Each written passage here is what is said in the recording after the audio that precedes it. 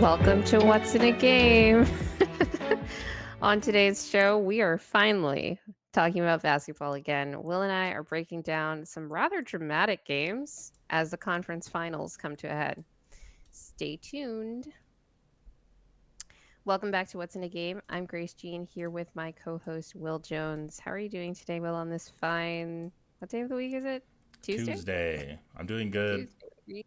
After a long Memorial Day weekend? Yeah, I did the Boulder for you Colorado people who know about that and celebrated Memorial Day on Monday. We had the long weekend, but we still had basketball during that. So here we are. We're going to talk about some basketball. If you are following it and you're here, thank you for joining because you're, not just a Nuggets fan. You want to hear about everything going on in the league since the Nuggets are out. And we did plenty of content about the Nuggets on our last show. We'll do some more soon. Do you want to tell them about that? About our upcoming content? Yeah. Oh, yeah. So we just got word that David Allen is indeed doing an introductory press conference at Ball Arena tomorrow alongside Josh Kroenke. So we're getting a lot of Josh Kroenke lately. Look out for us later this week discussing Denver's new head coach. We're going to break down that intro presser and talk about, what are some of the things that David Adelman wants to do differently with this team. We heard from Josh Kroenke at his intro presser that he sees the change at head coach to be a pretty big one, a pretty dramatic one when asked about, what changes they actually plan to make this summer. He sees head coach as a big dramatic change. So hopefully we hear some differences from David Adelman as to how to handle this team because frankly, I'm not holding my breath for any major roster or even moderate roster shakeups, if I'm being honest. Yeah, we can only hope. Please do us a favor, hit the like and subscribe buttons. Really helps us out. We are still trying to hit that 1,000 sub goal by the end of the playoffs. We're actually up to 920. I guess the live streams have been helping with that. So hopefully this one also will. And we can get to that 1,000 sub mark by the end of the playoffs. The off season is going to be really fun once it officially starts. Obviously, it started for all but 4 teams that are left in the playoffs right now. Actually, on that note, before we get to the big news item for the show, the name Matt Lloyd has popped up in a couple of different pieces ever since Calvin Booth was fired as a potential GM candidate or president of basketball operations candidate, however you want to organize your organization. In that sense, from the executive level. Matt Lloyd is, I believe, the assistant general manager or the assistant president of basketball ops for the Minnesota Timberwolves right now. Like he's Tim Conley's right-hand man. It's very interesting. We're kind of going back to the well here potentially. But his name has popped up in articles ever since really that first week after Calvin was fired as a potential guy they were looking at. And Matt Moore had another piece where his name popped up as a potential guy they're looking at. And I was just thinking to myself in terms of the timeline around all this stuff with the Nuggets hiring someone to head the front office and, steer this ship already heading into this off season. And if they are planning on hiring that guy, they're probably not going to announce it until after the Timberwolves are eliminated from the playoffs. So that might be the gears were turning in my head, and I was thinking maybe that's one reason we haven't heard anything to this point about him specifically. Yeah, I'm like, is that a good sign that we may be hiring an external person? Does it give you hope? I mean, I don't know anything about him. Yeah, I don't I either. would like to, if they do hire him, I'd like to know, like, okay, what is his kind of initial outside perspective? What are the things he's going to do to try to get acquainted with the way, like the team, the way that the organization operates? What are some of the things that he potentially wants to change? Because you don't want someone like coming in like bull in a china shop or whatever, but there are some things that they're going to need to get in order very, very quickly, because if they're going to trade into the draft is coming up. We have to like hold workouts, decide like who they want to target, that kind of thing. Even if you're not trading into the draft, on draft night another pick becomes available. Do we want to package a pick with another player in trades? Do we want to participate in trades as part of free agents? Are we going to be a team that wants to do sign and trade type things? I doubt it, because that's for teams under the first apron, but who knows what somebody external might want to do. Which is why I was very anxious about the timeline of all this. But if it is going to be him, and they're waiting for the Wolves to get eliminated, we're going to talk about this, but the Wolves are currently down 3-1, going back to Oklahoma City tomorrow. Yep. So we might know who the next GM is as soon as, like, Thursday. Hey, that'd be good. The sooner, the better. I just want to know what direction we're going. Let's get the new GM in a press conference, ask them some questions. But, yeah, we'll have plenty of content on that coming up as well. Do you think we'll get Josh a third time? No. In, like, a week and a half? He might. You don't think so? I think he could be there with the new GM and like be on the side. And he's probably not going to answer a ton of questions. Yeah, he'll just be like supportive dad over there, helping the new GM navigate any weird stuff. But and I do want to make it clear, one of the options here, or things that is on the table, is that they do promote Tenzer to general manager and then hire someone externally to be a president of basketball operations. Honestly, I can't see the Cronkies wanting to like pay another person. By the Cronkies, I really mean like probably Stan. Like, yeah, they're like, why do we need another person here? Maybe, like, I could be wrong, right?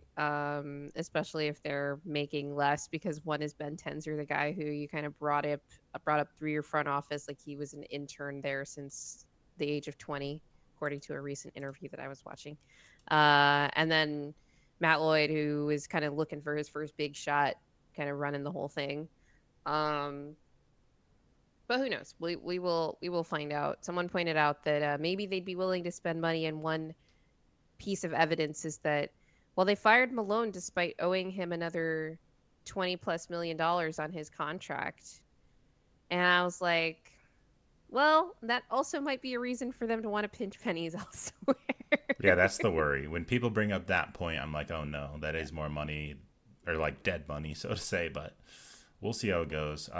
Real quick though, before we move on to this Russ injury, Shador saying he loves my Twitter. Thank you, man. Thank you for being here. I wish I could pull up the self-serving comment. Hey, last show you got the Grace has been killing it on Twitter with her reactions. You've been cooking. Follow us on Twitter and come say hello as well. It's cool that we now have this live show, another way to interact with people. So thanks for being here and listening. For sure. Okay. First big news item. Russell Westbrook, he's getting surgery on his hand. I believe it's his shooting hand. He has a couple of separate hand fractures on his hand that were sustained during the playoffs. I saw the initial reactions to this news were kind of like, oh man, we kind of knew there was something off with Russ's hand. He was wearing tape on it for like most of the OKC series and all that. But a lot of people were just kind of acknowledging like, man, we had so many injuries in these playoffs and we still pushed OKC to 7.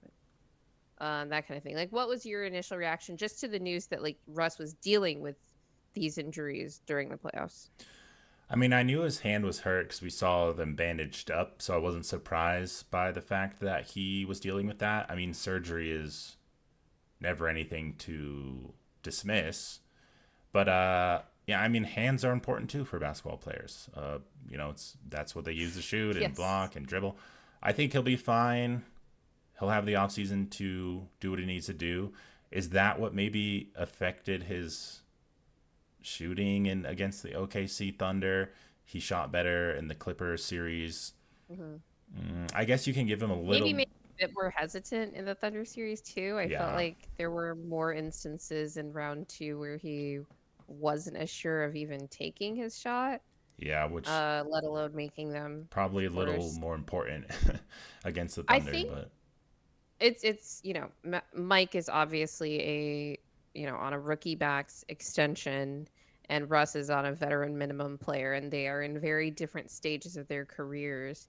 But I think it's an interesting discussion to have about like some of the struggles that we saw them have at different points in the playoffs were both things that you could attribute to the injuries that we know they sustained, but also in terms of performance, not necessarily surprising given their playoff histories, their respective playoff histories. And so, where do you fall on just the individual performances part of this?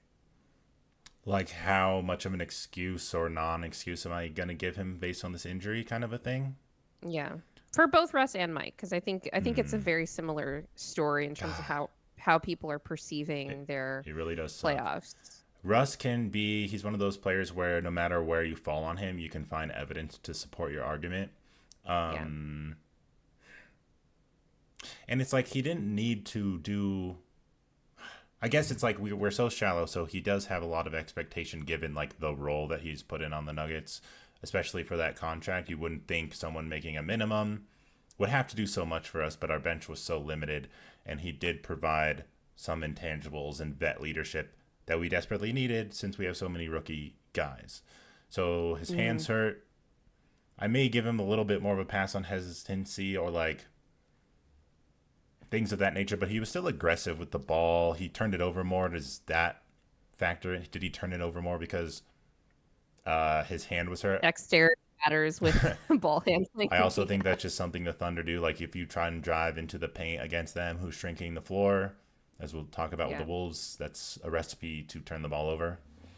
I don't Yeah. know. I don't really look at it too differently. Like with Russ, with the injury, I don't like nothing like too crazy happened where he was so bad that somehow this injury makes me look at it differently. I just thought some games he was okay and he brought something, and other times he just kind of disappeared. Sometimes I blamed him for it, sometimes I didn't. Did you say Russ or Mike? Russ. Sometimes When did Russ ever disappear? I feel like when he was on the court, you knew he was on the I court, feel like in OKC regardless. he was just like the stints went so bad so quickly sometimes when they brought him in that they went away from it pretty quickly, I thought. And it was like some games I remember watching and thinking, damn, like, what did Russ even do in this game? But One of the things they didn't do as much in OKC was go small in that they went like 2 point guard with like Jamal and Russ. They just played Christian a lot more. I wonder if that's um part of what reduced Russ's effectiveness in addition to just individual performance. But I'm talking about the stints, right? These staggered stints where in the Clippers series, I think Christian just ended up playing less because, yeah, he was important on Harden, but he wasn't so important compared to the other guys we could throw on him that, uh, that mattered all that much. Plus, Russ was giving us like really good defense, like especially off ball defense, and then helped us run faster in those units. Like those were minutes that were winning when it was like Russ and Jamal, mhm. like Mike, Aaron, Yoke, or even Peyton. But I like most of the time those Peyton plus Russ units were just bad. Yeah, that's why I'm like, I Um, don't necessarily blame Russ yeah, entirely for yeah, anything because it was just look at who he's coming in and playing with. yeah, So it's just again like I have way more thoughts about the Nuggets roster as a whole and the bench than I do just yeah, specifically Russ. So like Russ. it didn't Yeah, change that much, but I guess it can explain some things if you want. And I'm interested to see how his recovery goes, how fast it is, what the reporting is on that. Like I'm sure they'll say the surgery went well and he's doing fine and he's going to make a full yeah. recovery. That report will come out, but and then when training camp comes, we'll get more questions about how he's doing, and he'll say, "Oh, I'm good," and we'll. Oh, that assumes he's still in the Nuggets. We'll see. Right. So like let's talk about that portion of it here. He has a player option this summer, and it is for a vet minimum. There are a couple of different options if Russ wanted to come back to Denver, right? And we don't know which direction Denver is going to go here.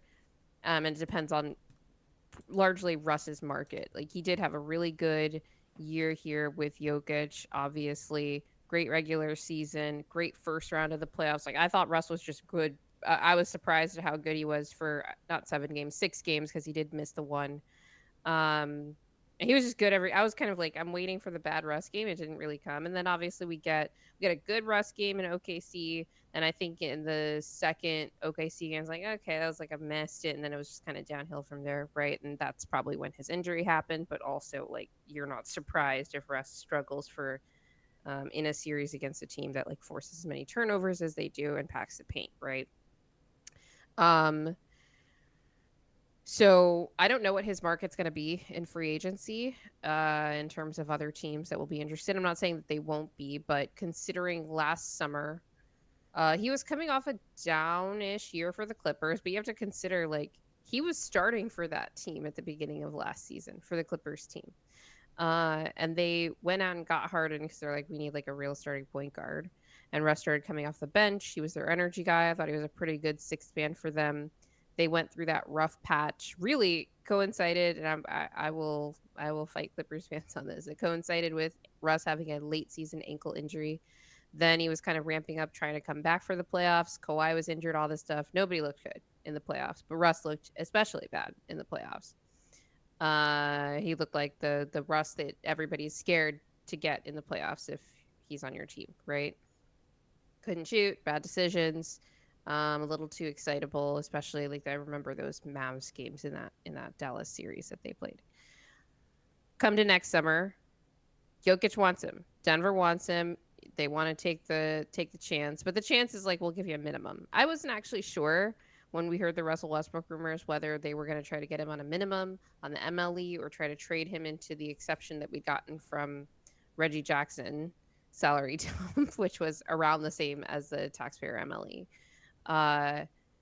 But it was a 1+1. He got last year, and then he got a player option. So it was kind of like a prove it deal, similar to Bruce's. Like, it's kind of like, oh, let me try to up my value here, because he was coming off of he was making a taxpayer MLE with the Clippers. So this was a pay cut for him to come and take a minimum. Now, is that because no other team wanted him? Probably. Yeah. Or in part. The opportunity to play with Jokic, we can only hope. But it was like no other team wanted him for more than that, yeah. right? Do other teams want to try to take a chance on him after the season that he did have with Jokic? I don't know. Maybe. We've seen other guys leave here and get paid and maybe not do as well. So maybe other teams are taking notice of that and being like, we don't want a Jokic merchant. Not saying that Russ is, but this could be the perception around the league. And also, like, we know Russ. He's a bit volatile emotionally. Not that he is... Russ is not a locker room vampire, okay? Russ is probably the only guy who gave a shit in that locker room for 82 straight games. Jay Kerr says Russ would be crazy to leave Denver for triple dollar signs at this stage of his career. I agree. He shouldn't leave for $100. But, you know, if he can make another, like, $10 million, like, he's probably not going to make that here. But here are the options that Denver has in front of them. Russ picks up his player option. So that's last year's vet minimum prorated to last year's salary cap. Russ declines his player option and signs a new vet minimum that is scaled to this year's salary cap, which went up. So that probably makes more sense for him. Obviously, the cap hit is a little bit more for us, but it's not that much more because for guys that have been in the league for a really long time with veteran minimums, and we'll talk about this stuff a little bit more in the summer, but guys like DeAndre Jordan, the cap hit is lower than the actual money they get paid. So like DJ makes over $3 million on his vet minimum, but our cap hit is just over $2 million, for example. And it would be the same thing with Russ, scaled a little bit more because the cap is going up this summer. The other option is, of course, he opts out and we try to give him the taxpayer mid-level exception. I don't know if Denver's going to try to do that. I don't think they'll do that. You don't think they'll do that? Okay. One of the things that I'm going to ask you this question, Will. Do you think that Bruce Brown and Russell Westbrook fit together on this roster? I think potentially they could, in the way that I just read on Jake Coyne's whole thing, which I'm sure that was, if you were on Nuggets Twitter, you saw that going around. He had a good point that like if one of the starters goes out, you can just put Bruce in for them outside of Jokic. Yeah. I like that. You can't really do that for We Russ. kind of did that We with did Russ do for a that. large part of the season, We but did. We did do that with Russ effectively and kind of get away with that. I think the results are a little bit better with Bruce in terms of how he played with us when he was here. We'll see what would happen yeah. if he joined now. So I like that. I think you could plug him in. You have another ball handler. I mean, not that they're the same type of ball handler and or passer, but I think like you could still play them together. Russ and then, is a better passer. Bruce is lower mistake. yeah, But they do kind of the same thing, kind of pressure the rim. I like both of Kind them together of, on defense yeah. too. And maybe the offense looks like shit, but I think it could happen on defense. Both of them like holding up. But yeah, I think you'd probably be better off being like, if we're really going to make a run at Bruce, probably. Well, it depends on what Russ does with the player option. But Yeah. That's the thing. Is like yeah. it's all in Russ's hands. Yeah, but let's say It's he currently fractured hands, hopefully soon fixed hands. yeah, like but does Russ coming back and being like, I'm coming, deter them from trying to get Bruce? It depends on like what the rest of the options are and what we're trying to do. But I think it's more likely that they get someone like Bruce if Russ isn't back, if he gets an offer from somewhere else, but Yeah. could be wrong. And part of that question is just roster spots. Like Yeah. we have to see what Russ is going to do with his player option, what Dario's going to do with his. Just a quick follow-up question before we move on to basketball. Do Bruce, Russ, and Peyton Watson all fit together on this roster? God damn, probably not. You heard Calvin Booth. He said what, that Peyton Watson. Redundancy is a silent killer. Oh No, you heard him say that Bruce or P-Watt is a better Bruce Brown. Well, I don't think that panned out. At least not so far. Not so far. So I think I would say no. At least I don't want to see them playing too many minutes together on the Nuggets. Russ, P-Watt, and Bruce. That could be a defensive like juggernaut though, but I think you're going to see the same thing where we're going to have trouble scoring, unless you have like Jamal out there and someone else who's a starter, like a two-starter, three-bench player thing. And Jokic, probably. We need 6 guys out there to figure out how to score. Yeah, can we play 6-on-5 versus the Thunder? That might actually play into their hands. Shrinks the court. Yeah, too many people, too many bodies. We'll see what happens. We'll be tracking all of this and more as we follow Denver's off season. But let's jump into some of these games. And let me make the pitch to our Nuggets fans here that are, joining us as we talk about other teams that are still playing basketball right now. It's all very sad, I know. One of my favorite things to do is find guys that Denver should try to target both in free agency and in trades. We had what was that draft that we did last year, Will, that was like your ideal Nuggets bench? And it was just half Mavs and half Pacers players. Oh, yeah, our ideal bench, yeah. No, but it's good to watch these games, see how other guys are doing, see what other teams are up to, see how styles are changing, see how different teams are guarding each other. To get an idea of, like, is Denver falling behind in this regard? And I think, honestly, in our first segment here, we're going to talk about Wolves Thunder in the Western Conference Finals. And this is a great, a great sort of canvas for that, because we're talking about the two teams that have eliminated Denver from the playoffs in subsequent years, right? Currently, the Thunder are up 3-1 after a very dramatic Game 4, I would say. I think it's been the only, fun, down to the wire, back and forth kind of game. Although I wouldn't say back and forth because the Thunder led for most of it, but Minnesota made it a game. But it's been a strange series. I'll just give the quick recap and then we're gonna dive into Game 4 specifically. Game 1, nasty defensive game. I think the Wolves actually jumped out early because OKC just couldn't shoot. But then eventually the Thunder fully stifled them. I don't even think the Wolves scored 90 points in that game.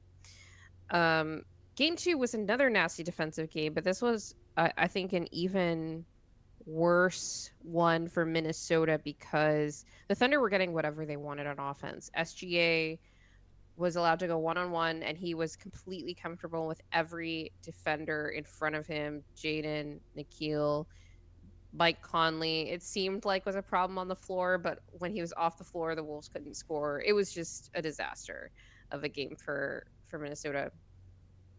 And after the Wolves go down 0-2 going home, everyone's thinking like, is this going to be a sweep, right? Obviously, it was not because in game 3, the Wolves came out and they completely smacked OKC. I thought they did a much better job of sticking to like the quote unquote game plan for SGA, which is packing the paint, living with the jump shots. Don't let him get to the rim. You have to live with the jump shots. And if you're not going to do that, you have to get the ball out of his hands. So that was a problem in game 2, was they couldn't get the ball out of his hands. He was allowed to go one-on-one. And the issue wasn't the shots he was making. It was all the free throws he was drawing. And that stops the game, lets OKC set their defense, their half-court defense, and you're in the mud the entire time. In game 3, Minnesota did a much better job of not allowing him to, kind of like what Shador is saying here. Minnesota cannot execute Denver's defense on Shea at all. They are allowing him to ISO constantly. Adelman is out coaching Finch. Well, I mean, I wouldn't say that because Adelman's not going up against Finch directly. Shador is contrasting our defense in not letting Shea go ISO until game 7 when AG got hurt. Yeah. That was kind of the narrative coming out of the first 2 games of this series, is like, why is it that Denver can defend OKC better than Minnesota can? And we kind of seeing a similar story after game 4, which was another game in which Minnesota could not stop the Thunder, like, at all. Will, I don't know how many games of this series you've watched outside of game 4, but what is your impression of Minnesota's defensive game plan and discipline based on game 4? Yeah. So game 1 I watched just because I was so curious to see how these teams matched up, how competitive is it going to be. Granted, game 1 can be one of the weirdest games of a series, for sure. Feel out game, yeah. Yeah. I always say game 1's probably the one that matters the least. Sadly, it kind of came to bite the Nuggets since we won game 1 against the Thunder and still didn't win that series. Anyway, that game, man, the reffing in that game drove me insane. Game 2 in game 4 and game 1. So I watched the game in its entirety. Then game 2 and 3 I missed because I was on the boycott train, trying to spread the word to NBA fans to not watch this stuff, send a message to the league. I did think, or at least from what I saw on the timeline and all that, I was not aware that this was a thing. Oh yeah, this was a thing. I was like, do not watch this series. Don't reward the NBA with how they're officiating these 2 teams and the Thunder so differently than how they officiate against the Nuggets. So I was all in on not watching it. But I do think game 2 was better. I didn't see as many like crazy controversial plays with Shea, let's say. Game 3 was the huge blowout, so I didn't watch that one because I was actually busy. Game 4, I didn't watch. Will has a life, people. Game 4, I also didn't watch, but I watched the highlights today and like went back and looked at the possessions and all that, and really came down to that fourth quarter. I think I can't. Yeah, no, yeah. Was Minnesota up in the fourth when it started? Can't remember. It was tied at one point. Maybe they took a 1-point lead at one point. Yeah, I think they just couldn't get stops. I was like, they're scoring. They're like making all their shots. I think Nickeil Alexander-Walker going 5 of 8 from 3 was a godsend for them because they were making good kick-out passes, but like Ant and Julius weren't even allowed to touch the paint. These weren't paint touch threes. These were like, I got to get rid of the ball. Let me like quickly try to find the open man and then maybe swing to a guy. And it was often Nickeil Alexander-Walker. He took 8 threes, but he made 5 of them. I think that's the only reason Minnesota was in this game, because it's not like their offense was like easy either, but they couldn't get a stop down the stretch of this game. throughout the game, but especially in the fourth quarter. I don't even know how many empty possessions the Thunder even had in that fourth quarter. Yeah. I mean, I think part of that, we talked about it before recording, and why J-Dub is in the thumbnail of this episode. I thought he was just insane at the end of the game, and if they're trying to load up on Shea or take or force the ball out of his hands, they were leaving J-Dub super open, I think, on a lot of those threes, trying to stop Shea. Yeah, they were. And damn, J-Dub made them pay. So yeah, he really did amazing to like close the game out, made huge shots. It did get like close there. I will say, seeing the final score and then going back and watching it, the Thunder were more like in control of the end of that game than I thought. It was kind of like this late, weird, kind of fluky three that I think it was Jaden McDaniels or somebody hit to make the game a lot closer. But still, Thunder going with the like fouling up three thing that's now becoming this whole discussion, kind of smothered the Timberwolves there, which that was the kind of strategy that allowed us to beat them in that game one in our series. Yeah, they weren't doing it with like 20 seconds, much with, like, smarter off the floor or anything like that. Much smarter execution. One of the things with OKC's offense in this game, and I think also in game 2, we've seen a lot more, or at all, Kenrich Williams in this series. He did not play in our series outside of garbage time.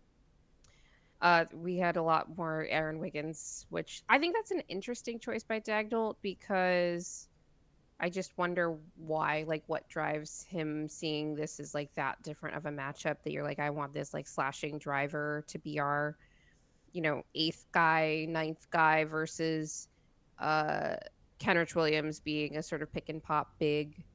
I'm not sure the defensive matchup is all that different.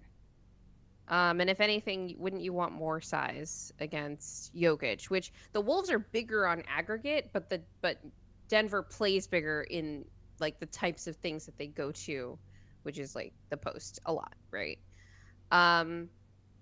Which is interesting. We saw a lot of Kenrich Williams and Alex Caruso in place of Isaiah Hartenstein, and I think that allowed Chet to get a lot more aggressive in this game. J-Dub was awesome. Like, this was like a clear, like, wow, the big three of OKC coming into their own kind of game for Shea, Chet, and J-Dub here, because they were just finally all great in the same game. We hadn't really seen that in any of the playoffs, and I'm not saying it's going to be the norm, but I think this was a clear reason for it. I think that Chet in particular really needs to be played at the 5 in order to be effective offensively. It's one of the things I just didn't understand about Dagnall's strategy in our series. Like, I don't think that series had to go to 7, but OKC couldn't score, and Dagnall refused to go small for anything larger than short stretches. And even in this game, like, Chet only plays 32 minutes in this game, even though it goes down to the wire. He's playing small in other ways. Like, it doesn't rely on Chet being on the floor. But, like, part of the benefit of that is, like, if you go small, Chet has more space to attack. He can attack slower bigs in space, and he was doing that. He was also bullying some of Minnesota's players that are smaller than him, and just getting to the rim. I think a lot of people will highlight the big threes that he made in the fourth quarter, but I think that came with the confidence from he was just getting layups and dunks all night up until that point. Yeah. Put back dunks off drives, super aggressive. Put back dunks. I'm glad you mentioned that, because Minnesota could not keep the Thunder off of the offensive glass. Like, everyone points to, like, they had more offensive rebounds. They grabbed more of their misses. Like, Minnesota grabbed 56% of their misses. They should be. They're the bigger team. But they let the Thunder grab 47% of their misses. Just for reference for people, the number I'm looking at when I look at a team's defensive rebounding percentage is, like, you got to get it above, like, 70%. That's still low, but when it's lower than that, it's like danger zone. We're talking about, like, last year's Oklahoma City Thunder, which had no centers, when you're talking about letting another team grab more than 30% of their misses. The Thunder were grabbing 47% of their misses, and they had well over 20 second chance points in this game. So even when Minnesota was able to get a stop in the half court, they couldn't Yeah. close out the possession. Even in these big moments, Yeah. and it's just killer. You need to get a stop. You finally get it. You don't. They get a shot out of it. Sometimes it can be an open shot, as it can be on an offensive rebound, because players are already scrambled on the previous play. Yeah. Sometimes exactly. It's a result of and it felt like the Thunder hit every single shot to punish those plays, those offensive rebound kick out plays. There were none where I'm like, ooh, Minnesota dodged a bullet. They didn't dodge any bullets. They just kept taking hits. They completely killed them off that. Which is a result of, I think you can criticize certain players on the Wolves who didn't do as good of a job, like boxing out like Ant and other players that I don't know. Yeah, Julius Randle probably. But a lot of the times it's like you're focusing so hard on playing defense against this team. And even though the Wolves are really good defensively, the Thunder have a lot of threats. Shea has a lot of gravity just on the ball. J-Dub can make you pay off the ball if you're playing too hard on Shea or whoever. Random dudes can make threes on this team. So even if you're rotating and shooting the gaps, it's going to put you out of position for rebounding. And I feel like the Wolves were really focusing on that and trying to rotate really hard to stay in the game. And sometimes offensive rebounding is a little bit luck, it's going to bounce the wrong way or you're not going to be in the right spot. But when you're talking about 47% of these, it's like, man, you got to here's my thing with schematically what was happening there, right? One of the things that Minnesota was doing a lot in this game that was a departure, frankly, from what they did in game 3 in terms of volume, because they kind of vary up schemes throughout the game in both of these last 2 games. But they switched Rudy out into the perimeter a lot. And a lot of those were the times where Rudy doesn't grab a lot of rebounds in this game, but he's playing out on the perimeter, trying to guard isolations. Or I think OKC did a good job in a lot of cases of okay, we've got Rudy switched onto the perimeter. Now we're going to move the ball around and have somebody else beat a Wolf off the dribble, put up a shot, and make or miss. We're going to crash. And the other Wolves were just ball watching, not prepared for these Thunder guards. And I have my note here. The guards were crashing. It's all guards on the Thunder, but the guards were crashing all over the place. And I thought that they used their speed as a weapon to win this margin. They didn't win the margin of offensive rebounding because the Wolves did grab more, but it's one of those margins where it's the other team against the Thunder, you have to win that margin. So you need to win it by more than they did. And it's usually associated with strength. But the Thunder were able to win it with speed because these quick guards would just dart in from the perimeter and grab these offensive rebounds. I think part of it is that, Chet got some offensive rebound putbacks and that kind of thing too. But a lot of OKC's misses in this game were short. So they were kind of flying back out to the perimeter. But even still, it was just totally killer, right? Especially for a team in Minnesota that should be good on the glass, had been in some of the games in the series. And other ones, it was Isaiah Hartenstein is beating Rudy down there. Rudy just needs to be better. But in this game, it was really the whole team. Yeah. I just think it's really hard to beat OKC when SGA and J-Dub are as good as they were offensively. I kind of think the Thunder have this series in their hands. I think similarly, we were talking about the Nuggets having the series in their hands versus the Thunder. And it was you just had to execute your game plan a little bit, find ways to play your way and pull the series out. The Thunder are kind of like that. They have the ability, I think, to dictate the game to game. And when they're not winning, it's kind of on their own mistakes. And the story to me is a lot of how the Wolves are able to try to attack OKC's defense. And right now it's just not consistent enough. Yeah, I mean, like I said, the offense, I didn't love the process throughout the game because they weren't even able to get into the paint. And that's a credit to OKC's defense more than anything. Like, this is one of the reasons that I picked the Thunder for this series, and I think it's a terrible matchup for Minnesota because their offense like can't do anything else. Especially with Mike Conley is off the floor. It's like Ant and Julius have to be able to touch the paint in order to generate offense, and they kind of have to be able to do it on that first touch, or everything breaks down. They just don't have enough playmakers on this team, and their two best players aren't versatile enough to figure out other ways to generate things. Julius also goes 1 of 7 from the field in this game.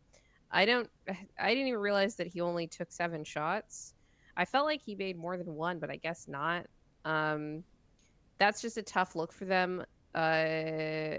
Randle, yeah, knew Randle would have a bad series when he tries to post up Caruso, and Dort realizes what Jokic had to deal with. This is the thing, is like from game one, I'm watching Julius Randle try to post these guys up. I'm like, this is not the offense that they should be running.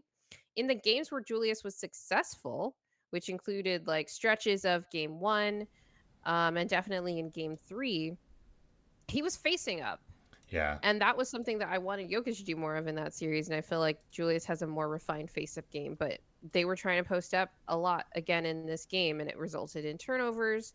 It resulted in getting doubled very quickly. Like it, I think OKC did a better job in this game of swarming. Like my impression of their blowout loss in game 3 was that like that was the first game, or it reminded me of their game 3 against us, honestly, where, but it was worse in that I was like, OKC didn't really bring the intensity to like grab them by the necks in this game. But in game 4, I felt like that difference was definitely palpable.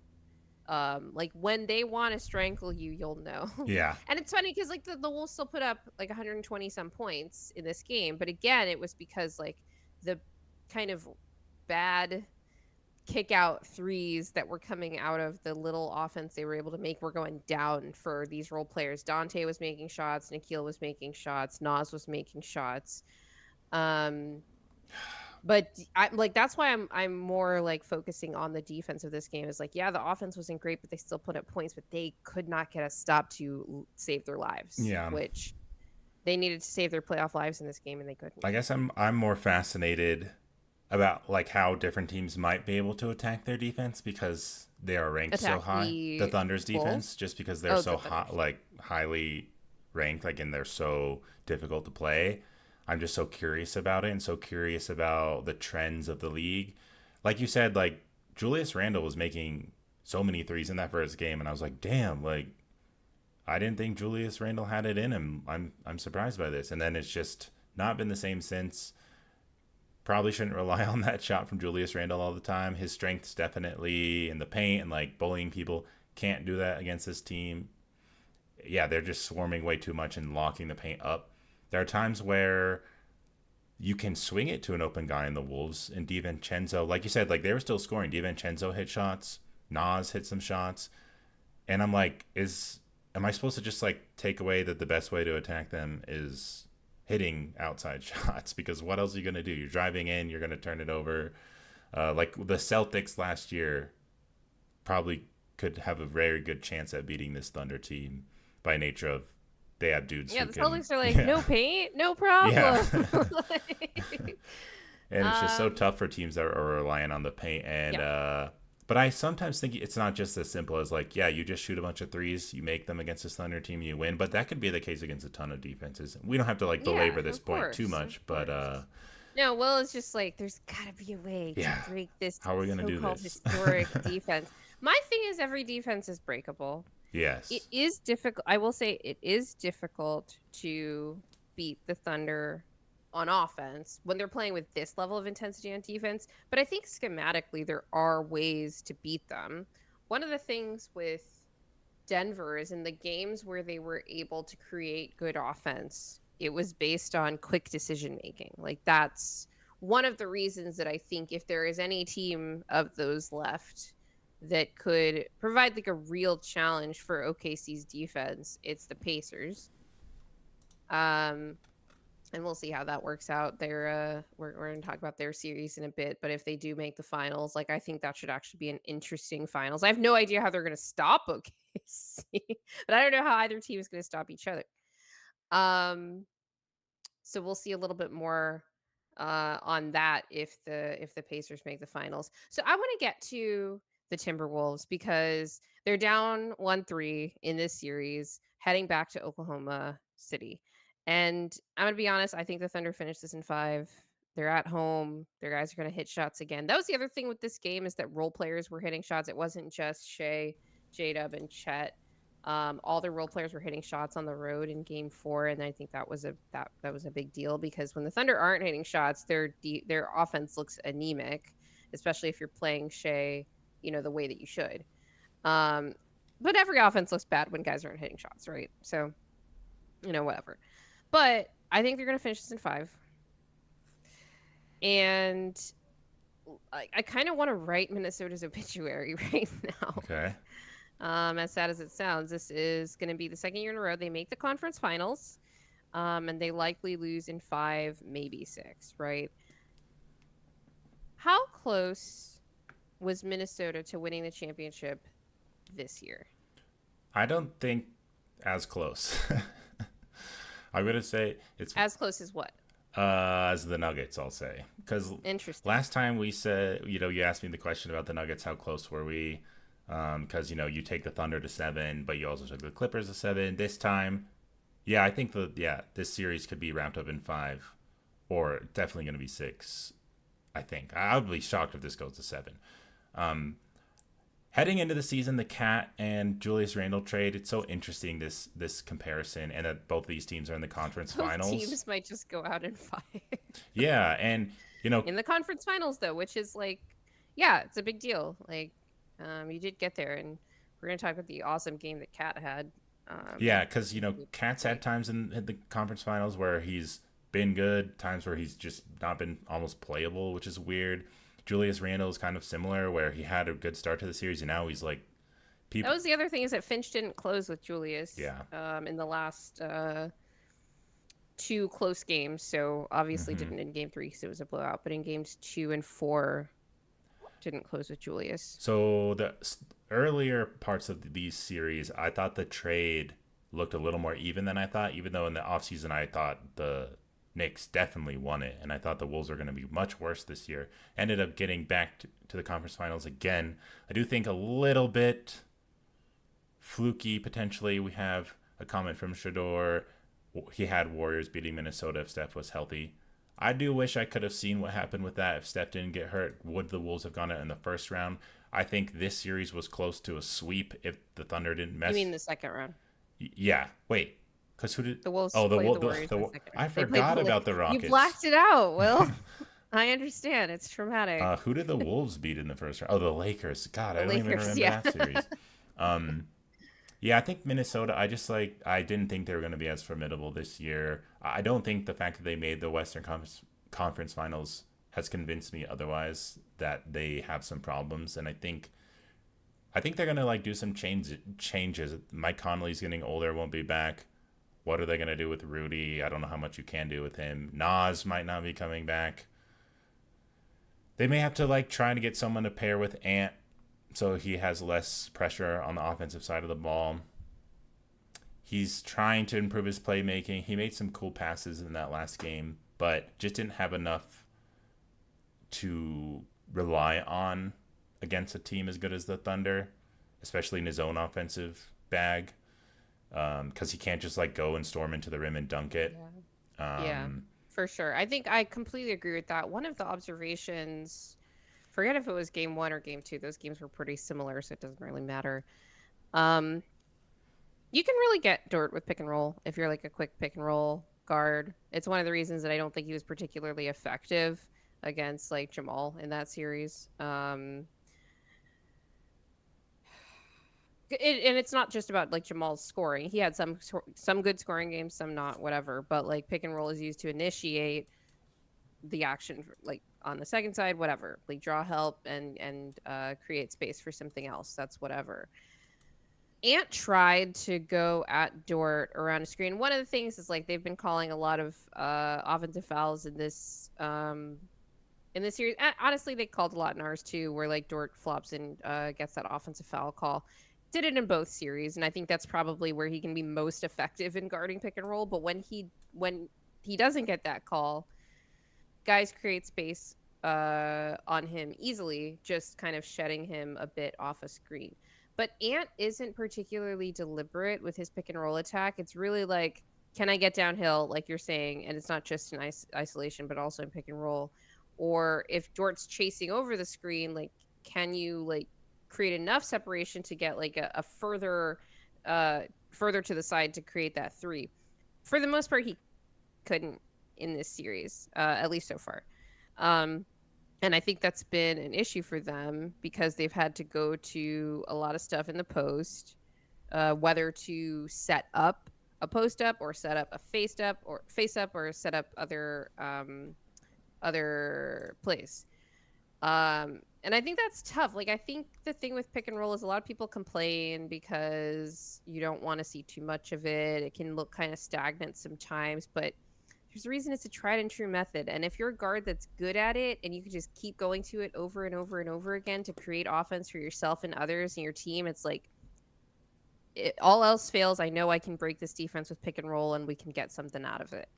And Ant isn't there yet with his like ability to handle like bracket coverage and pick and roll, and fully read the defense in that sense. And I think that is maybe going to inform their next moves, but we'll see. Especially when you're talking about a floor that has Rudy Gobert, Nickeil Alexander-Walker, and Julius Randle there, and like nobody is respected as a shooter, and Jaden McDaniels for that matter, right? We do need Nickeil Alexander-Walker. We needed him 2 years ago, Shador. I've been calling for it, and so has Swipa. Damn, he had such a good game in that loss. He did. Oh my god, he was bad against us last year, which is really funny. But like he's just like a good like third ball handler option. If you're not relying on him to like run your second unit, but like he can initiate every so often. He's willing to shoot and he can get downhill. He had this one insane finish in this game. Well, do you remember the one? I think it was in the second half of that game. He's coming down the lane and it's like this weird like twisting reverse layup I had no idea he had in his bag. He was just like on another level. Yeah, it was like over Chet too. It was crazy. It's nice to see people make layups. I miss that. Yeah, it is nice. That's the other thing against OKC. It's like, okay, the layups you do get, you got to make those. Like it's just like I don't know what else to say. All right, so you think they were closer than Denver? Even though they made the conference finals. I think Denver was closer, but yeah. Or sorry, right? You think Denver was closer? I think part of it was conference finals. I think part of it was like the seeding, the fact that Denver played OKC earlier. Like I think we would have beat the Wolves if we played them. Like if we hadn't played the Thunder, like let's say we met up in the second round, I think we would have beat them. I just don't think they're that good. I think they have problems. I think they have flaws. They definitely have problems. Like, there's a reason they were the 6th seed. All the metrics aside, which I've talked about on this show, that's like, well, all the underlying metrics say that this team should be like the 2nd seed, but there's a reason they lost all those close games. They have execution issues, especially in the half court in a slowed down game, and like the chemistry isn't always like fully there, and the playmaking is very iffy. The shooting is like has a high ceiling, as we saw in game 3, but a very low floor, as we saw in games 1 and 2, right? Which is interesting because, you know, glass houses and all that. Coming from a Nuggets fan, I know it's very, very rich. Should they extend Julius Randle, though? Like I was thinking after the first 2 rounds of these playoffs, like he's kind of making it tough for them to not, because he's been so good for them. I'm pretty curious what Naz Reid is going to get in free agency or get offered from like other teams, as I'm sure the Wolves would love to keep him, but I don't know that they're going to be able to unless they can guarantee him a starting spot, and not just the spot, but the associated salary because they don't have another, like, if Julius is off the roster. The But Julius also has a player option this summer, which makes things complicated for Minnesota. other thing is, you extend him, harder to trade him, because I'd be like, if he's under a certain salary, he's a good trade piece. And You're talking about Julius? Yeah, like, depending on how high it gets, I think you can really deter teams from wanting to take that on. But I still think he's like a piece you could flip. But if you extend it, that's just pushing that out to like. Well, if he just takes his option, then he becomes an expiring contract, which could also be flipped for. Which they should hope. Whatever. Yeah, definitely don't extend him. That's just a terrible idea. Yeah. See what he does with the option and then go from there. Yeah, I'm curious what other teams think of Julius Randle. I think he's had a good playoffs overall. Honestly, it's surprising to me that he made it this long on this Wolves team without it being like apparent that like you could just completely swarm him and ignore these other guys on the floor. One of the things that Finch didn't do yesterday, and I kind of understand why, is go like Julius the 5 for any long stretches. It was a lot of Rudy on the floor. They needed him for defense because as much as the Wolves were getting generally cooked in this series, the non-Rudy lineups were just non-viable defensively. But the point of those lineups is to try to get something going offensively, get Julius with some spacers around him, and kind of, get a more quicker paced game and all that stuff. They didn't really do all Julius that. Just is able to bully, especially people in the Lakers like Rui Hachimura. Can't really do that to anyone on the Thunder. Even their guards. I mean, you can, but the problem is they're not gonna let you get the ball. Yeah, like that too. It's hard to make an entry pass. Ugh. They're not a methodical team. No. And they're supposed to... Like, you have to be both methodical and, but, deliberate. Like, you have to be a quick decision maker. And it's tough, because sometimes you can look like it's good, because all the decision making is quick when you're just operating on instinct, but then you end up also making a lot of mistakes. And that's the conundrum of this Thunder defense, right? Mm-hmm. LA Abignali says we need to get Nas on our team. It is funny watching Minnie and Denver going up against Oklahoma City, and it's like, if we just merged our teams, we would easily destroy them. But that's probably not going to happen. I mean, maybe, but get Jaden McDaniels, get Ant on our team, Jokic. Yeah, Jaden off the bench is great. Yeah, I mean, this is a completely unrealistic scenario, but hey. Nas may not be on the Wolves next season, which I'm looking forward to because I'm tired of playing the Wolves and having this dearth of playable players. We need expansion so that we can send the Wolves east already. Yeah. All right. Last question about this one, because again, this is the Wolves early obituary, to be clear. Now, who knows? Maybe they push the series out to 7 and then execute a perfect 3-1 comeback. I think it'd be very difficult against this Thunder team, but you never know. 7 out of 8 of the conference semifinalists, so the ones that made round 2 in the playoffs, were exactly the same as last year. Who of the top 8 this season is most likely to not make the second round next year for whatever reason? And you can't say Boston, because obviously Tatum's injury completely changes the next year's trajectory for that team. So of the other 7 teams, who is most likely to not make the second round next year? Trying to remember all the teams. Denver, Thunder, Wolves. Warriors were the new one for this season. They replaced the Mavs. And then it was in the East, it was the Cavs, the Celtics, the Knicks, and the Pacers. I feel like they're all just going to come back again. Well, I think Boston's going to be out. So let's say Boston's out. Who takes that spot? Do you think Orlando can find them in a playoff series? I know, but you're saying you can't think of one, so I'm trying to give you an out. Who would take Boston's place? Yeah. Magic. Let's put that into the universe. I do think in the West, the Wolves are probably the most vulnerable because of how in question their offseason is going to be. Like, what are they going to do with Julius? What are they going to do with Nas? Is Nikhil going to be able to stay? I don't know. It I thought could be the Heat. Giannis goes to the Heat. Heat get in. Heater back, Heat back. That would be fun because they always make the East interesting. It's just, yeah, Giannis is probably going to be traded. KD is probably going to be traded. There are teams that could just get in by nature of what additions they add and who is. Yeah. Like, if Giannis leaves the Bucks aren't going to be that good. So. Yeah, they'd just be. I mean, they lost in round 1 this year anyway, Yeah. so they would be out, but then the Heat would be in. All right. Let's move on to the Eastern Conference Finals, which it pains me to say this is the more interesting and like fun series to watch. Will, when did the East become the fast-paced offensive conference and the West become this defensive dogfight? Because this is not the league that I remember, the league that I love. Hey, I mean, yeah, you have teams like the Wolves and the Thunder out west The Rockets, who are defensive Clippers. juggernauts. Yeah, the Thunder or the Clippers had pretty good on defense.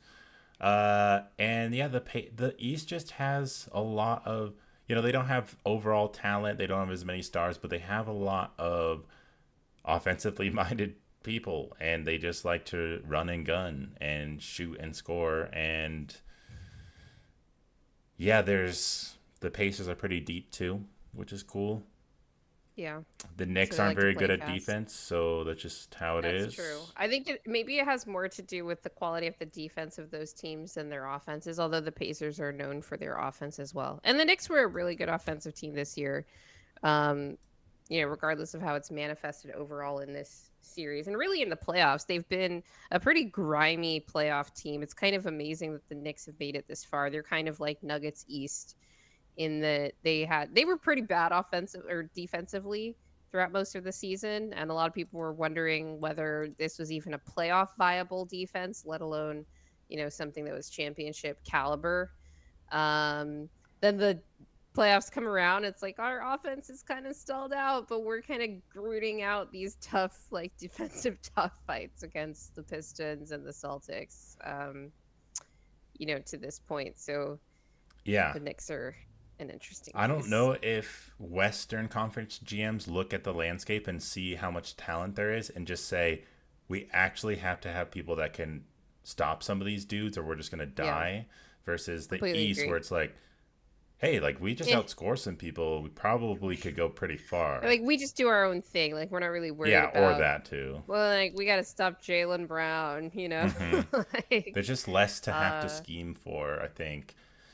And in terms of the individual talent anyway, you just need kind of overall good dudes on your team. You don't need a Jaden McDaniels might be overkill defensively in the East in terms of a single individual defender. Now, to be fair, the Knicks do have OG Anunoby, who is all defense caliber. I don't think he made it this year because the Knicks weren't good defensively.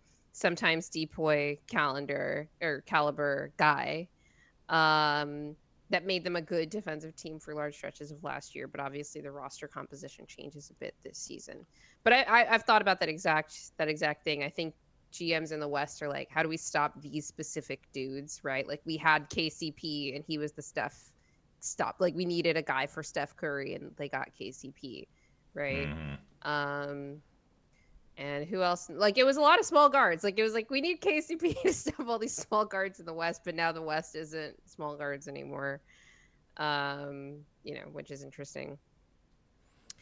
All right, let's talk about Game 3 because that's the fun one. Obviously, this series is now 2-1 Pacers. The Pacers won their first 2 games in New York, and then the Knicks won Game 3 in Indiana. Home court, schmome court, right? So weird. So Game 3, the Pacers go up 20 in the first half, and the Knicks are able to chip away until it's 13 at halftime.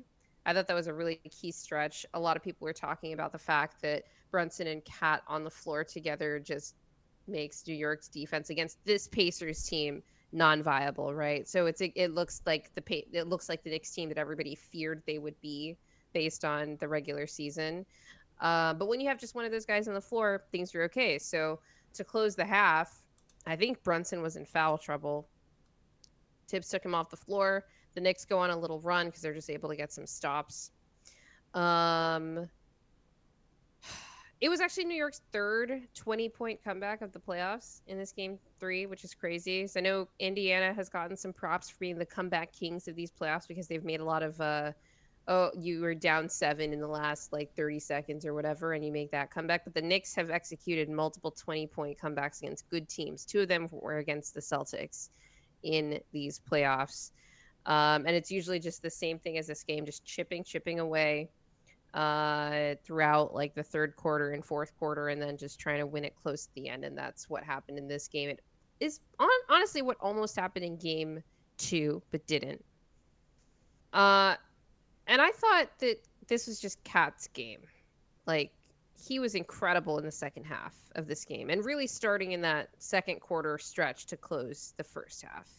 Yeah. Do you have any your overall impressions on his game here? Oh, yeah. I mean, I think just with him and the game as a whole, the story really was the second half because the Pacers kind of had it going early. They had so many transition buckets. And yeah, Knicks were turning it over sometimes. Just didn't have it offensively, and then we're able to get it going. It is cool that sometimes when Brunson doesn't have it, which is rare, that they can go to someone like Cat, which is kind of what you would think trading for Cat, that he can be another kind of offensive engine on some level. He was the second option in Minnesota. Granted, he can be somewhat inconsistent, but like he has like a unique skill set where he can shoot it and spread the floor. He's maybe a little less good with his post moves as you would think for someone his size, but sometimes he can make it work. He had an insane dunk in this game. Yeah. So if you could pull up the Cat bullying Miles, either one of them, because he was just like, Miles Turner can't guard me throughout this game. Yeah, so here it's just on a drive, just gets past him and gets all the way to the rim. This was an and one opportunity. I think he missed the free throw. This was at the beginning of the fourth quarter. Brunson is off the floor because he picked up his 5th foul pretty early in this quarter. Then here's another one of Cat bullying Miles Turner, getting all the way to the rim. Like, that's the thing I look at. And he's such a good finisher once he gets there. At least has been in this series, which is, good to see from your 7-foot center. That's supposed to be your offensive powerhouse, especially with Brunson off the floor, right? Mm-hmm. But I really liked his decision making in this game. Like, going back and watching the second half, especially. I think he's only credited for 1 assist in this game, but there were so many times when the guy he passes to just whiffs it at the rim. But this was a good example of one. He finds DeLon right in transition. I might have had it as OG because I didn't see who it was the first time. So Cat in transition, he's waiting, he's patient. He sees, DeLon is like right there. He's kind of waiting for him to get in position. Heads up. I was kind of waiting, like, why don't you pass to Josh already, dude? But then he saw DeLon, and they get an easy layup in transition in this fourth quarter to cut it to 5 points, which was pretty big. Yeah. I went actually and looked back at what happened on the defensive possession that caused that. Mm-hmm. And Cat had a pretty good contest. I don't remember who shot it, but, like, he did a good job, like, trying to recover back to the ball and deterring the shot and got the rebound and went up and found DeLon down there. I did think Cat's even defense was a story and a part of this, because I think there were times where the Pacers were trying to play him off the floor with switches and make it like almost impossible to cover up for the defensive deficiencies of Brunson and Cat, as you said. And this time it was like he was at least trying, or whoever got switched out onto him didn't like attack him really as much as they could. Yeah. Or like they had an open shot off of it and they just missed it. Like Miles Turner was terrible in this game from 3. They were 1 for 8 from 3 in the fourth quarter, which was a huge reason why the Knicks were able to come back as well. Huge. I So thought Miles Turner was really good in the first half of yeah, this game, by the way, and then like was not doing anything positive in the second half. It wasn't just missing shots. you Like saw him get I went bullied. back and I think he only had 4 rebounds in the whole game. Damn. But yeah, the fact that Cat was just kind of eating him alive, I think was notable. Um on Cat's defense, I think I came on our last show and said like, "Hey, after game 1 where the Knicks were up big and the Pacers had that crazy comeback because of Neesmith, I was prepared to come on the show and be like, "Wow, Cat was really good defensively in this game," and then they end up losing. But I thought he's had really good defensive stretches throughout this series. Um, it's a lot easier to look like a decent big defender when you're not an actual good big defender. Like you're not Rudy Gobert, you're not, Derek Lively, whoever the other ones are, Jarrett Allen. You're gonna look bad when the point of attack is bad. That's just how it is, right? And I didn't think that Brunson in particular, but also Mikal Bridges early in this series were not fighting over screens the way that they needed to. And so it was just like Cat kind of getting cooked on like late switches or cooked in drop, and it's like, well, I'm doing what I'm supposed to do, but you're not doing what you're supposed to do. And there were possessions Here. late in this game where Cat did get cooked and the Pacers still did score, but it just wasn't like that's going to happen a couple Like times. that's gonna happen. It's a good team, but I thought he was pretty good. Yeah. But I like again, like going back to his offensive versatility. Could you go to the Cat back cut on Miles Turner? This was another way, like Miles kind of falling asleep a little bit off the ball. He's trying to keep Cat away, but then Cat's like, "Oh, an opening." Oh, that was the dunk I was talking about. Oh, that was insane. Yeah. And this is funny because I was annoyed at Mikal because he'd been missing this skip pass to OG for most of the series, and they've been posting him up a lot, which is interesting. You don't really think of Mikal as a post-up threat, but they were trying to attack Hallie. So OG's open, but then Cat's like, "I'll just run in here, make myself available, Miles catch the ball, finish." He's got his back completely turned to him. Yeah. Yeah. Horrible. But yeah, good for Cat and good finish right there. And that was an and one as well. Yep. Let's see here. Okay, we got to show the insane three off of inverted pick and roll, because this was just kind of crazy, and I also thought it should have been an and one. So Josh, I guess it's Miles McBride sets the screen for him here, and he sees the little bit of space as Siakam is late to switch out. I don't know why they didn't just switch this, if I'm being honest. Like, isn't the whole point of having Siakam and Turner on the floor defensively, at least, that you can just switch everything with Cat? You think Siakam was worried about getting bullied by Cat after he saw what he was doing to Miles? I mean, maybe they just didn't want to let Miles slip to open space again. I don't know. It was bad. Like the Pacers had their own defensive breakdowns in the second half of this game. I thought they let their foot off the gas a little bit. You had some notes on what was wrong with their offense in the second half. And like, to me, I was just like, honestly, it's pretty stagnant. And the only reason they were in the game is because Pascal was hitting tough shots. Yeah, they were. Well, you had Miles taking threes and missing them. You had a couple of them were like late clock. Yeah, sure. Out of rhythm. Siakam did hit some tough ones. I thought they went away from Tyrese a lot, which isn't necessarily a bad thing. It's not like he's a score first kind of person, but he can get hot. He didn't have a ton of attempts. Miles didn't make a single shot. It was a lot of Aaron Neesmith late too, who he got injured in that game and came back, and like he was attacking and just not finishing anything, and he was fouling a lot too. I thought the Knicks did really good at rebounding. Like Cat got a lot of rebounds late in the fourth quarter too, which is just he didn't do anything extra special. It just like he was there and got a lot of the rebounds. And they were just shooting really well. Like the Knicks shot horrible in the first half, shot a lot better in the second half. So it was just less opportunities for Pacers to get easier buckets in transition, and they were able to come back. I also thought there were missed free throws from the Pacers in the fourth quarter too, and some turnovers early, and just a lot of fouling. It was like everything you don't want to do, the Pacers kind of did.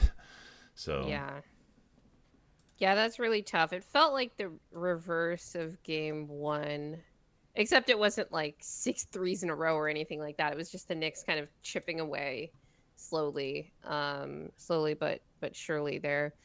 Um, the other story of this game was Tibbs's rotations, right? So Brunson goes out with foul trouble, and also you have to worry about who do we play at backup point guard when he's not on the floor, even without foul trouble.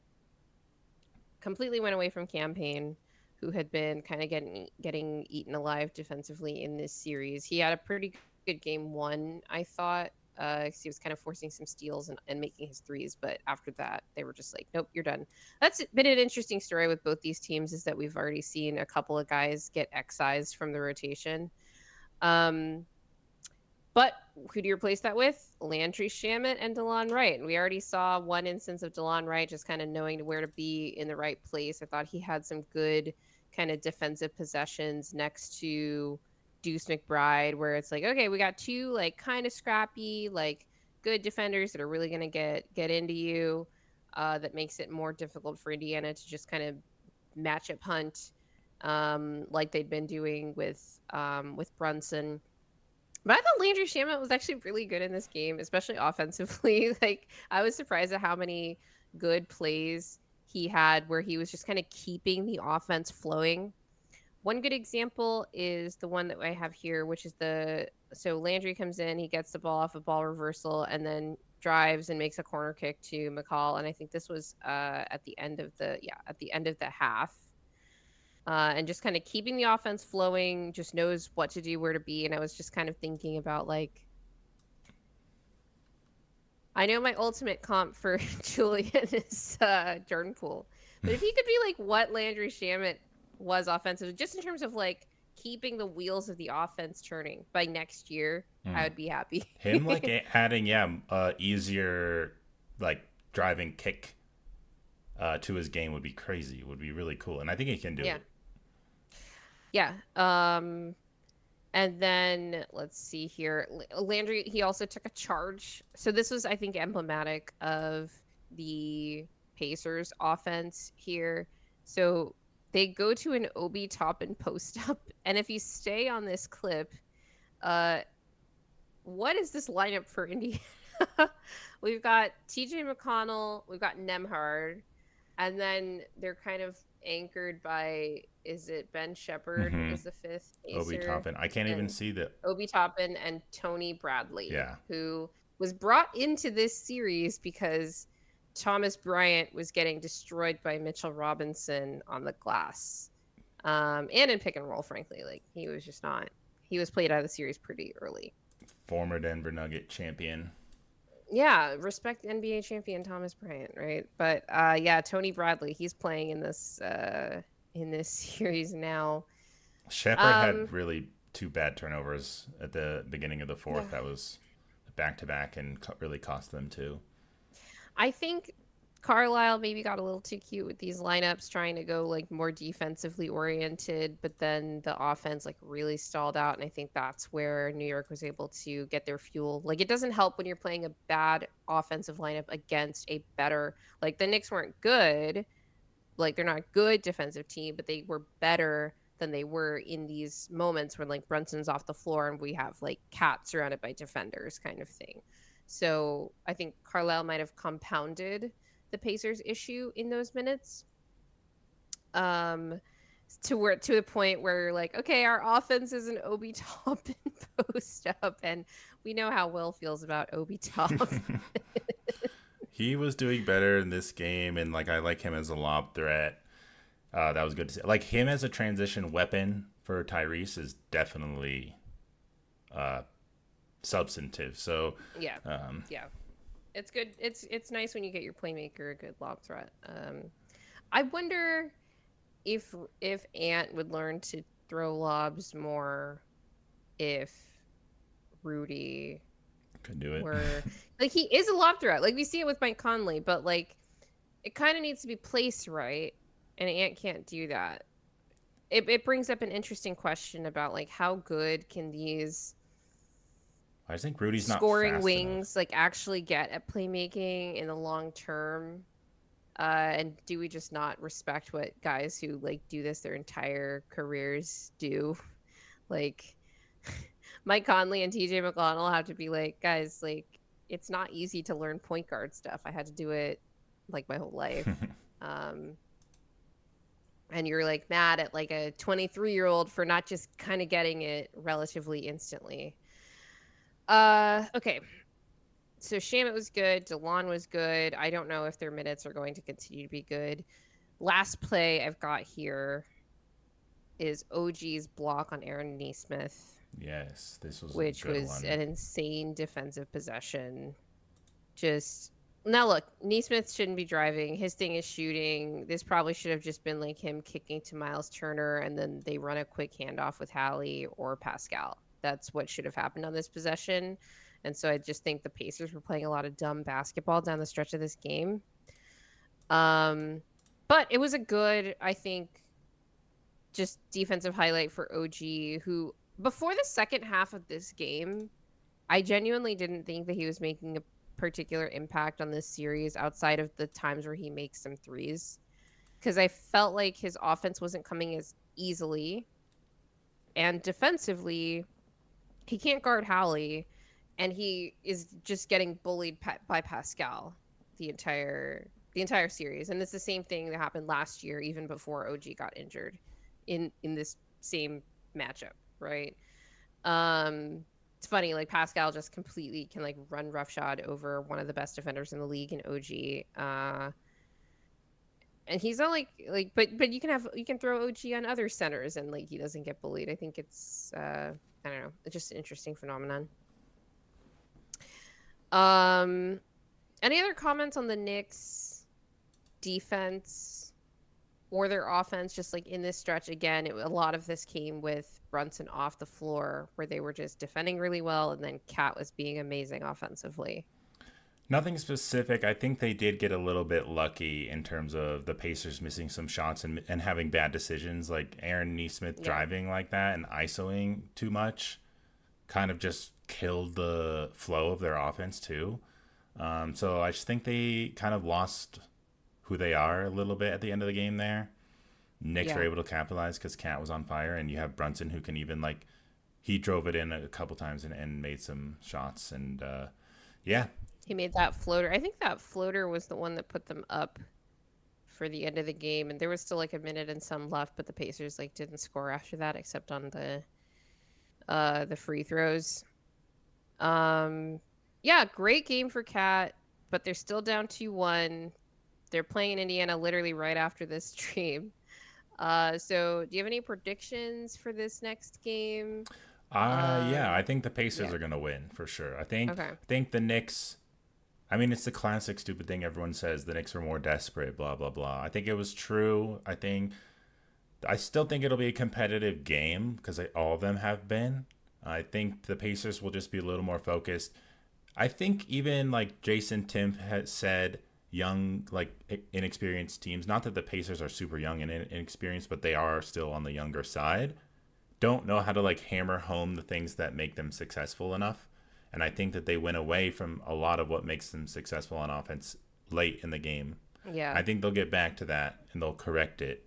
And I think that I don't know if Cat goes off like he did again, but if he has another amazing game like that, credit to him. But I expect the Pacers probably win this one and then go up 3-1 again. And this series is similar to the West. As well, similar to the West, yeah. No, totally get it. I'm more skeptical. We'll see what happens. I think it's pretty 50-50, maybe like 55% the Pacers win this game. I think it's going to be another close game. Brunson probably plays better than he did last game because in addition to being targeted defensively, he was just not making shots at all. So I think that definitely will play a role as well, and kind of maybe balance out Cat regressing to the mean there. But yeah, I'm kind of more curious how quickly the Thunder and the Pacers can close out their series. I feel pretty like regardless of if the Pacers win tonight, I feel like they're still winning this series. Same. Maybe hoping, because I don't think that the Knicks will have a chance against the Thunder, and that'll be a not interesting finals. See, I feel the opposite, Lala. I feel like the Knicks have no chance at beating OKC, but the Pacers at least have a chance at making it a series. because the Knicks are too reliant on exactly the kind of stuff that the Thunder are good at guarding. And I don't know how the Knicks stop the Thunder, if I'm being honest. All right. Well, thank you for everybody who is still in the chat here. This has been a fun stream where we actually get to talk about some basketball. Real quick, though, before we go, let's answer this one viewer's question who I don't even know is still here. But, end of the show, if we have time, answer a question. El Deuce 2 says, do you think the Nuggets would have done better or worse this year had they made an MPJ for DeAndre Hunter and Bogdan trade at the deadline? Like, better in the playoffs? Better or worse? Sure. Honestly, I don't know. Bogey didn't even look like an NBA player for half that series against the Clippers. DeAndre Hunter, I don't know, probably would have looked okay, but is he a guy that you can rely on for 40 minutes a night? I don't know. So I honestly don't know. Probably look close to the same. Especially when you're talking about guys having to learn, especially in the case of Hunter, because Bogey kind of already does, but Hunter having to learn how to play off of Jokic and do all that stuff. And we got a coaching change. There's a lot of turmoil going on up in here. I don't know that a trade deadline acquisition would have done all that much to change our fate this season, at least the realistic ones. It's also hard because it's that Mike gets an injury in the playoffs. If he does that trade, it's having two guys over one guy who's injured sounds great. Hunter also got injured in the playoffs. So and Bogdan and then didn't look good after that. So there was a time where I thought Bogdan did look borderline washed in that series, but there were times where they could put him in and after Game 5 he started making shots again. So but he's they just played zone with him. I think it's different having a Bogdan on a team like the Clippers that can cover for him versus a team like us that really can't cover for him. Mm-hmm. So yeah, that's the thing. Well, hey, if you stay till the end of our show, comment, ask a question, we're here to talk. We're here to answer some stuff. So thanks for sticking around. Yeah, we appreciate it. If you like our content, please remember again to hit that like button and hit the subscribe button, as well as the notification bell, so that you can get you never miss a show. Get all the notifications so you never miss a show. Leave us a review. We're on Spotify, Apple Music, and Amazon Music. This podcast should be up there, within a day or so. All our social links are in the description. And always remember that winning is fun and losing sucks, because then you got to watch all these other teams playing in the playoffs.